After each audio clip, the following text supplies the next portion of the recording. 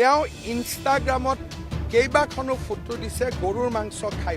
মই এখন ফটো আপোনালোকক দেখুৱাব খুজিছোঁ। এইটো হৈছে কুনকি চৌধুৰীৰ মা। তেওঁ গৰুৰ মাংস খায়। তেওঁ আমাৰ সনাতনী লোকক প্ৰত্যাহ্বান জনায়। কৃষ্ণৰ ওপৰত কৈছিল যে ভগৱান কৃষ্ণৰ ওপৰত মোৰ কোনো আস্থা নাই, য'ত শ্বহীদৰ কেঁচা তেজ জড়িত হৈ আছে। সেইখন মঞ্চৰ পৰা এনেকুৱা এগৰাকী ছোৱালীক টিকট দিছে যোনে ভগৱান কৃষ্ণক সমালোচনা কৰিছে, গৰুৰ মাংস অপেনলি খাই ইনষ্টাগ্ৰামত ফটো দিছে। লুৰিণজ্যোতি গগৈয়ে গুৱাহাটীত কুনকি চৌধুৰী বুলি এগৰাকী মহিলাক AJP প্ৰাৰ্থী দিছে। সেই কুনকি চৌধুৰীৰ মা হৈছে সুজাতা গুৰুং চৌধুৰী। তেওঁ হৈছে ছিকিমৰ মহিলা আৰু কুনকি চৌধুৰী তেওঁৰ মা। ইমানলৈকে মোৰ আপত্তি নাই, কিন্তু এই যে সুজাতা গুৰুং চৌধুৰী, তেওঁ ইনষ্টাগ্ৰামত কেইবাখনো ফটো দিছে গৰুৰ মাংস খাই পেলাই। মই এখন ফটো আপোনালোকক দেখুৱাব খুজিছোঁ। এইটো হৈছে কুনকি চৌধুৰীৰ মা সুজাতা গুৰুং চৌধুৰী।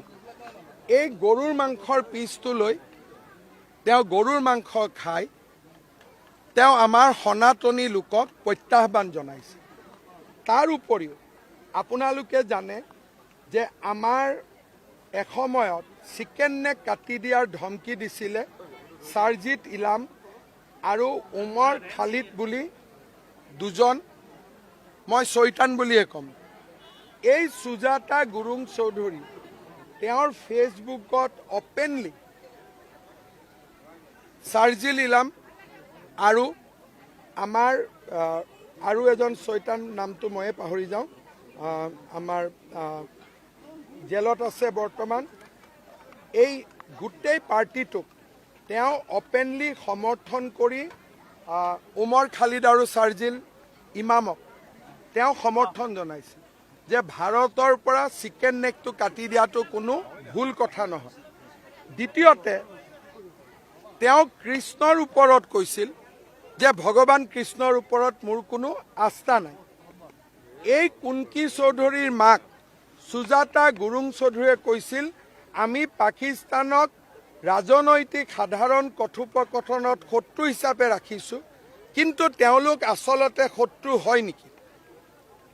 তাৰমানে লুৰিণজ্যোতি গগৈয়ে অসম জাতীয় পৰিষদৰ যিখন মঞ্চ, য'ত শ্বহীদৰ কেঁচা তেজ জড়িত হৈ আছে, সেইখন মঞ্চৰ পৰা এনেকুৱা এগৰাকী ছোৱালীক টিকট দিছে যোনে ভগৱান কৃষ্ণক সমালোচনা কৰিছে, গৰুৰ মাংস অপেনলি খাই ইনষ্টাগ্ৰামত ফটো দিছে আৰু সাৰজিদ ইলাম উমৰ খালিদক ছাপোৰ্ট কৰিছে আৰু কৈছে পাকিস্তান আমাৰ এনিমি ৰাষ্ট্ৰ নহয়।